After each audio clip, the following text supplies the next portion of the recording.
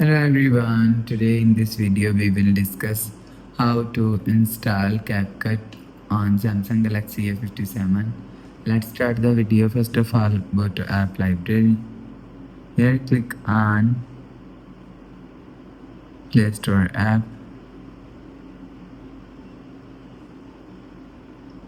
Click on Play Store app and click on search and search CapCut app. If you want to install CapCut app, click on CapCut app and click on install.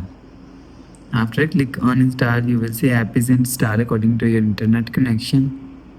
So after install app is showing on your app screen. After the process, go back to home screen. So that's how you can install CapCut on Samsung Galaxy A57. If you like the video, please subscribe. Thanks for watching.